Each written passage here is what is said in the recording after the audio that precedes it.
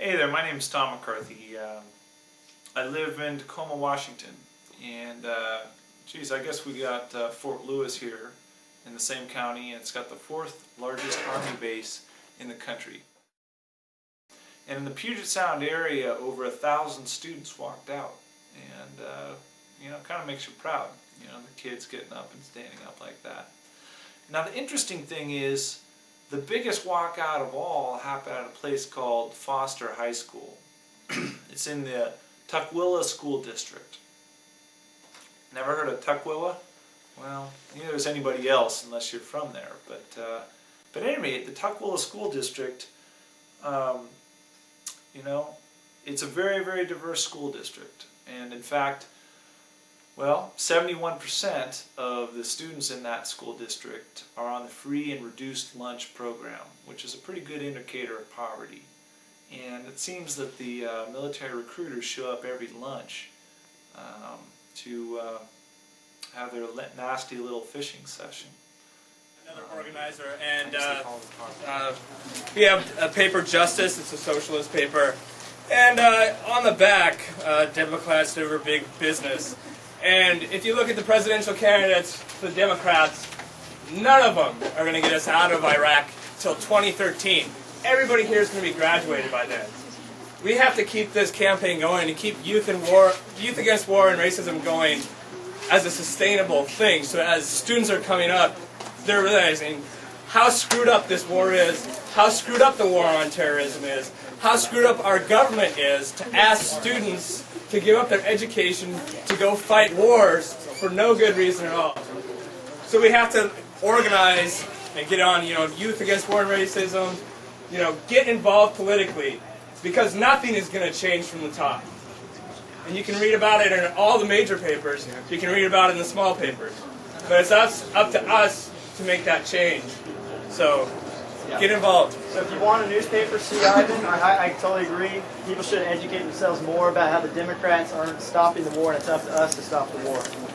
Neither the Democrats or Republicans are stopping the war. Okay, next is Mike. I just want to make one quick point.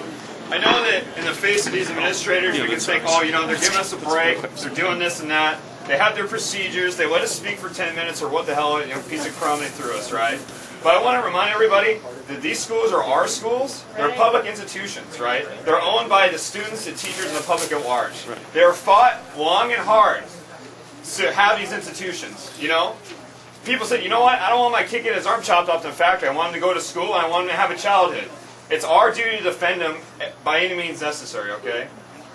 Don't want to say anything else to you. It's like, it's our school, it's our business. Those administrators, they answer to us, all right? Yeah. We're the ones who run this deal. Yeah. Yeah.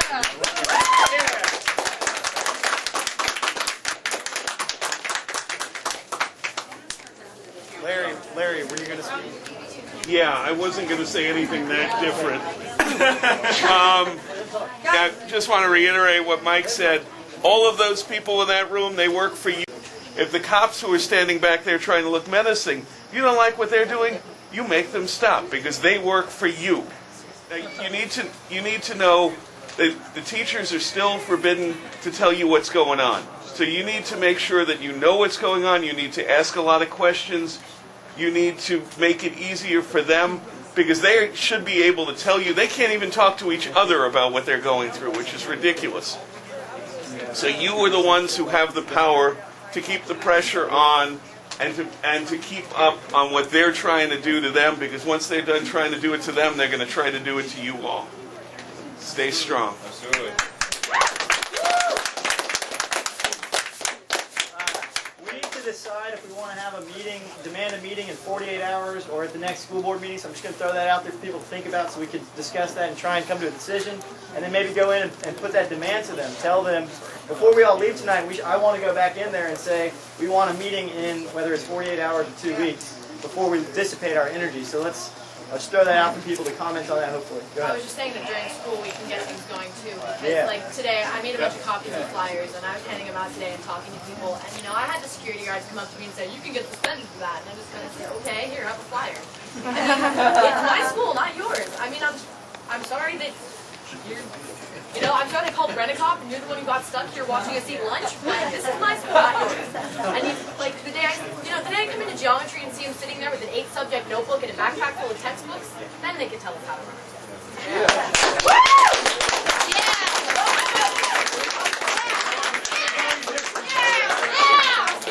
Okay, this person wanted to speak next. I just want to know, does anybody know why, like, the teachers weren't allowed to come and, like, tell us, like, plead their case, basically? I know why. Yeah, we know why.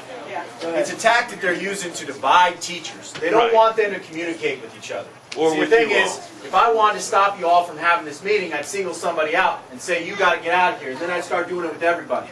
So the whole idea behind singling people out is to stop organizing, which is what we're doing They right got a here. letter saying Right. we can't talk This to is them. powerful, and they don't want you to organize. That's the whole point. So they basically... They got a letter, and they received a letter that said, you can't talk to each other about it, you can't talk to the kids about it, you can't talk to anybody about it. Just go, like Mr. Rogers' letter said, basically go home and wait by your phone during business hours. Right. So they're using divide and conquer, saying don't talk to the kids. And I know some of y'all were texting Mr. Rogers trying to find out what's going on, and he was replying, I can't talk about it. Because I told him he couldn't talk about it, and if he talked about it, he was in more trouble. He is very anxious to be able to talk to you and tell you all what's going on and get support from you. And he knows you all support him. So that's what's going on. That's why he hasn't been able to communicate. It's what they used to do in South Africa under apartheid. They banned people. They told people they could not communicate with anyone. They couldn't communicate with the media. They couldn't talk to any more than 2 people at the same time under penalty of prison. And it's exactly what they're doing here under penalty of losing their jobs. And it's just as wrong here as it was there. I saw this hand next. And I'd just like to say, like, I agree with a lot of things that Irene does say, but the whole cop thing, you know, they're just doing their job. They were hired by the school or whatever. I mean, they're just doing their job to keep the peace. They're not there to tell you can't do whatever you can. I mean, I think we do need to respect what they are trying to do. Because, like, they followed us on the march, and they just were there to keep the peace. They're not there to... The enemy, yeah. They're not Olympia cops. Sort of their talking points. On November 16th, we will have an organized walkout in protest of the war. We are doing this because we feel the reasons for the war are unclear. Too many people are dying. It's been going on for far too long. Families are being torn apart.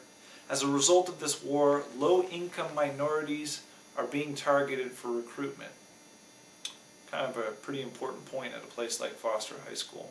I mean, because, like, I know we can keep it going as long as we know that they're going to try and do that, and then just keep it going so that even if people are suspended, it doesn't stop it. But isn't there... Well, one thing I Would would... they be allowed to do that?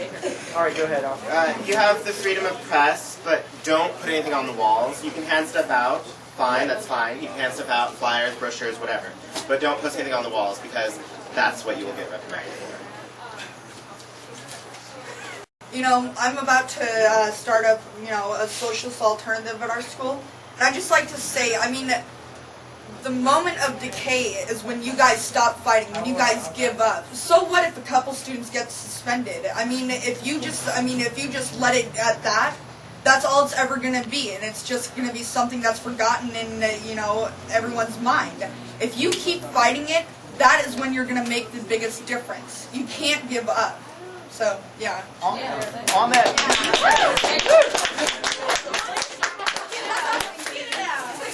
Okay, she wanted to speak next. I just said, wants to start one of those at Foster. Please? I'm already here. Can we... Tomorrow morning. Don't take no for an answer.